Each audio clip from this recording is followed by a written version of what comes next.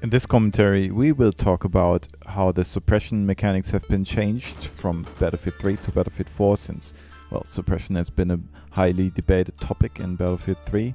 In the following, you will see suppression being dished out by regular handguns and also by vehicles, and one thing that I can tell you in advance right now is that there are going to be some surprises in there. As you've seen in the background so far, the 44 Magnum doesn't suppress as much as some other weapons do, but what you can see is how the suppression mechanic works in general in BF4. In contrast to Battlefield 3, you don't get a blurry screen anymore, and on top of that, there's no more random bullet spread or deviation anymore.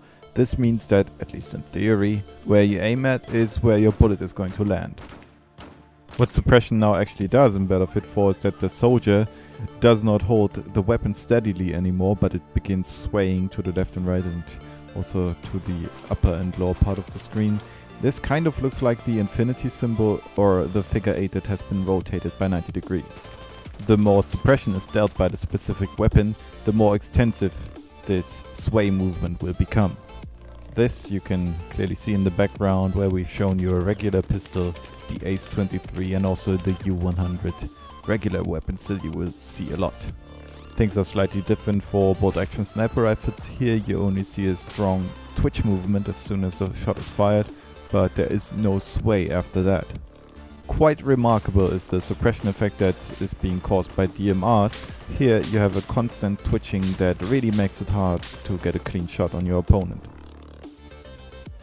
Things are becoming more interesting now when looking at suppression being dealt by vehicles. Here you can see the coaxial LMGs and HMGs from the MBTs, and you can see the crosshairs twitching quite a bit.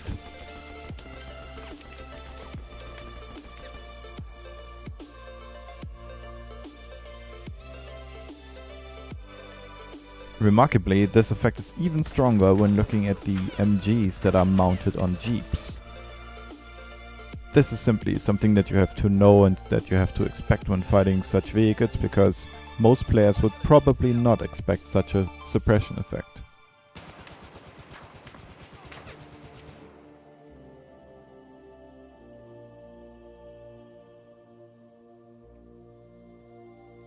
Looking at the examples we've provided so far, you will notice that we only used a regular red dot sight, but things become slightly more critical when you're using a sight that offers some slight magnification already, or if you're using the S-RAW, which also slightly magnifies, then this twitching and suppression effect is of course magnified, and countering it becomes even harder. So if you don't expect MGs from Jeeps or tanks to cause such suppression and crosshair twitching, then funny things can happen to the S-RAW. So this is something that you have to keep in the back of your head and be ready to counter it.